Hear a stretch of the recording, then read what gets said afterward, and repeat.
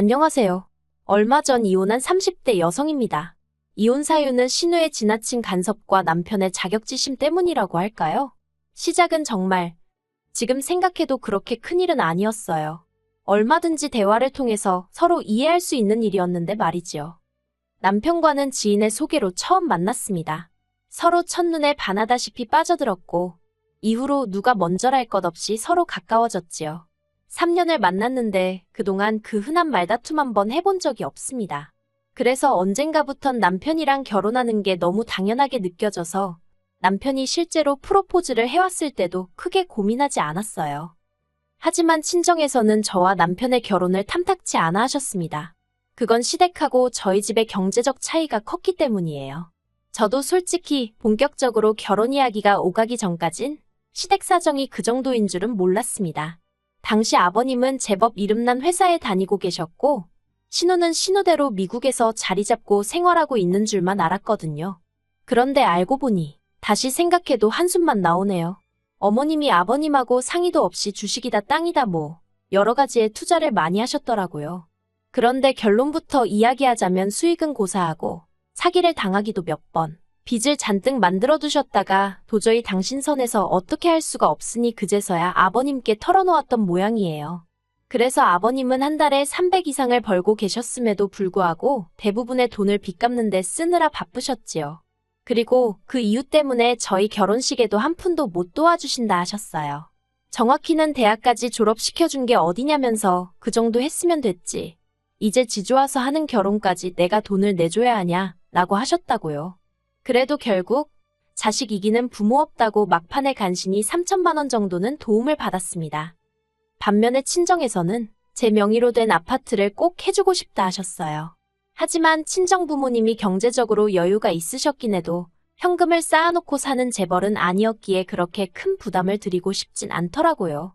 그래서 친정아버지께 그냥 시댁에서 해주는 만큼만 똑같이 해달라고 부탁드렸습니다. 그런데 막상 양가로부터 6천을 지원받고 거기에 남편과 제가 모은 돈을 합했는데도 서울에 있는 30년 된 아파트 하나도 장만하기가 쉬운 일이 아니더라고요. 그래서 어쩔 수 없이 대출을 1억 정도 받았습니다. 그리고는 집들이는 아니었지만 어쨌든 이런 집을 샀습니다라는 의미로 양가 어른들을 모시고 계약하게 된 집을 보여드렸는데 친정과 시댁이 이래서 다르다고 하는 건가 싶을 정도로 판이하게 다른 반응을 보이시대요.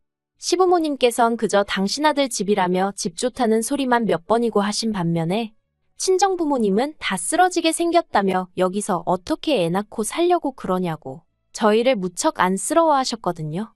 그리고는 이내 친정아버지께서 빚을 갚아주겠다 하셨다가 급기야 이 결혼을 꼭 해야겠냐대요. 아무튼 그때 남편에게 티는 내지 않았지만 친정부모님이 차라리 결혼하지 말란 소리까지 하셨던지라 저 혼자 마음고생을 많이 했었네요. 그래도 자식 이기는 부모 없다고 결국 저는 남편과 부부의 연을 맺게 되었습니다. 그런데 막상 결혼식을 올리고 나니까 왜 사람들이 돈이 무섭다 돈이 웬수다 그런 소리를 하는지 이해가 좀 되대요. 솔직히 부끄러운 이야기이긴 하지만 결혼 전에는 제가 받는 월급만으로 충분히 한 달을 꾸려나가고도 남았거든요. 돈도 어느 정도 모아가면서 말이에요. 그런데 어째서인지 결혼 이후로는 맞벌이임에도 불구하고 아가씨일 때보다 돈에 더 쪼들리는 느낌이었습니다. 그래서 오죽하면 제가 가계부를 다 적어봤네요. 그리고 그렇게 해서 제가 찾아낸 원인은 바로 남편의 적어도 너무 적은 월급이었어요. 가지고 오는 건 200 남짓이었는데 거기서 남편 용돈에 시댁 용돈까지 빼고 나면 100만 원도 채 남지 않았고 치사하다 소리 나올까봐 말은 안 했지만 따지고 보면 제가 오히려 돈을 벌어서 남편한테 보태주고 있는 거나 마찬가지더라니까요. 한편 그런 와중에 아버님의 환갑이 2달 앞으로 다가왔을 때였습니다. 미국에 사는 신우로부터 연락이 왔더라고요. 결혼식 당일날 잠깐 보긴 했지만 사실 가끔 용건이 있어서 통화를 한다던가 문자를 하는 정도였지 뜬금없이 연락을 주고받는 사이는 아니었거든요. 그래서 신우의 연락이 싫은 건 아니었지만 그렇게 딱히 반가운 것도 아니었어요. 아무튼 제가 전화를 받으니 신우가 곧 아버지 환갑인 건 알고 있냐면서 뭐 어떻게 해드릴 건지 자기한테 얘기를 해보랍니다. 자기가 괜찮은지 어떤지 한번 들어봐야겠다나요? 사실 같은 말이라도 평소에 저와 잘 지내던 사람이었다면 저도 굳이 고깝게 듣진 않았을 거예요. 하지만 문제는 신우가 평소에도 말하는 투가 뭐랄까? 상대방 속을 은근히 긁어놓는다고 해야 할까요? 빈정거리고 비아냥거리기 일쑤였지요. 말끝마다 내가 너네 그럴 줄 알았다. 실망이다 제대로 알고 한 거 맞냐? 다시 생각해도 정말 짜증나는 화법이에요. 그리고 신우는 저희 부부보다 일찍 결혼해서 미국에서 살고 있었는데 아이 계획이 없어서 그런지 돈만 생기면 어디에라도 족족 써버리는 시기였습니다. 그렇다 보니 시부모님한테 선물도 자주 해드리는 더없이 좋은 딸이긴 했지요. 하지만 문제는 신우가 저나 저희 남편도 자기처럼 시부모님에게 물질적으로 잘해드리기를 강요했다는 거예요. 병원에 모시고 가서 보톡스라도 놔드리라. 요새 한국에선 뭐가 유행이라는데 네가 엄마 좀 챙겨라. 게다가 어머님께도 서운했던 게 솔직히 정작 돈 쓰고 시간 쓰며 어머님 곁에 있던 사람은 저인데 우리 딸이 센스가 있다. 우리 딸이 너더러 이런 걸 알려줬냐. 우리 딸 없었으면 나는 이런 건 생전 못 해봤을 거다. 항상 신우 칭찬만 일색이었습니다. 그러니 아무리 며느리는 딸이 될 수 없다지만 저도 사람인지라 서운한 마음이 쌓이더라고요. 그래서 결국 언젠가부터 제가 대출을 비롯한 이런저런 핑계로 어머님과 보내던 시간을 줄여갔어요. 그러자 신우는 신우대로 그걸 또 꼬투리 잡아서 저한테 심술을 부리기 일쑤였고요. 그리고 그런 신우가 저희에게 아버님 환갑을 어떻게 보낼 건지 물어왔으니 막말로 제가 신우 성격을 모르는 것도 아니고 신우가 왜 그런 질문을 하는지 의도가 눈에 훤히 보였달까요? 보나마나 제가 무슨 말을 하든 흠을 잡을 생각이었겠지요. 아무튼 일단 저희 부부는 시부모님을 모시고 호텔에서 식사를 할 생각이었어요. 작년 저희 친정어머니 환갑 때도 저희가 호텔 식사를 대접해드렸거든요. 그런데 신우가 제 이야기를 듣자마자 그런 식으로 대충 넘어갈 생각이었냐며 아주 정색을 하는 거예요. 그래서 그럼 형님은 뭐 달리 계획해두신 거라도 있으세요? 하고 물었습니다. 그러자 신우가 한다는 말이 다 같이 일주일 정도 유럽 여행을 가자는 겁니다. 어이가 없었어요. 신우나 신우 남편이야 본인들 말로는 자유로운 영혼이라서 유럽 가고 싶으면 유럽 가고 뭐 그렇게 사는 게 가능했는지 몰라도 저나 남편은 평범한 직장인들이었는데 일주일이나 갑자기 어떻게 휴가를 내나요? 그리고 유럽 여행이라 하면 돈도 많이 들고 그래서 제가 신우더러 휴가 내기도 어렵고 금전적인 여유도 없다고 솔직히 말했습니다. 애매하게 말했다간 집요한 신우가 질문 공세에 잔소리를 퍼부을게 뻔했으니 제 딴에는 나름대로 딱 잘라 거절을 한 거지요. 그런데 신우가 한다는 말이 엄살 부리지 말라면서 저더러 진짜 속 보인다는 겁니다. 황당해서 그게 무슨 소리냐고 했어요. 그랬더니 올케 작년에 친정부모님들하고는 호주는 갔다 왔잖아 그러대요. 신우 말대로 작년에 친정부모님과 호주를 다녀왔던 건 사실이에요. 그런데 그때는 친정부모님이 비용도 다 내주셨고 징검다리 연휴다 뭐다 타이밍이 맞아서 운 좋게 다녀올 수 있었던 거거든요. 그래서 신우에게 전후 사정을 조목조목 설명을 해줬습니다. 그런데 신우가 갑자기 그래서 돈 있는 친정하고는 여행을 다녀도 돈 없는 시댁하고는 여행을 못 다닌다는 말이냐면서 저더러 그렇게 안 봤는데 진짜 재수없다 그러대요. 그리고는 아무튼 그건 저희 사정이고 자기 알 바는 아니라면서 자기가 유럽 여행 견적 내서 알려줄 테니 그때 자기 계좌로 돈이나 보내랍니다. 진짜 말이 안 통한다 싶으니까 저도 너무 화가 나더라고요. 그래서 신우더러 그런 식으로 이야기할 거면 나도 더는 할 이야기가 없다고 견적을 내든 말든 유럽을 가든 말든 알아서 하시라고 한마디 쏘아붙이곤 전화를 끊어버렸어요. 그런데 전화를 끊고 나서도 한동안 분한 마음이 가시질 않대요. 내가 왜 지한테 그런 욕을 들어야 하나 싶어서 몇 마디 더 해붙일 거라는 생각도 들고 그렇다고 친정어머니나 친구들한테 신우 욕을 하자니 그건 그거대로 제 얼굴에 침 뱉기 같더라고요. 그래서 남편에게 하소연이나 하고 마음을 풀어야겠다는 생각으로 남편이 오기만을 기다렸어요. 그리고 1시간쯤 지나서 남편이 집에 들어왔습니다. 그런데 현관을 들어서는 남편의 표정이 영 좋지가 않더라고요. 밖에서 무슨 일이라도 있었냐니까 대뜸 저더러 자기 누나랑 통화했냐며 누나가 한 말이 전부 사실이냐입니다.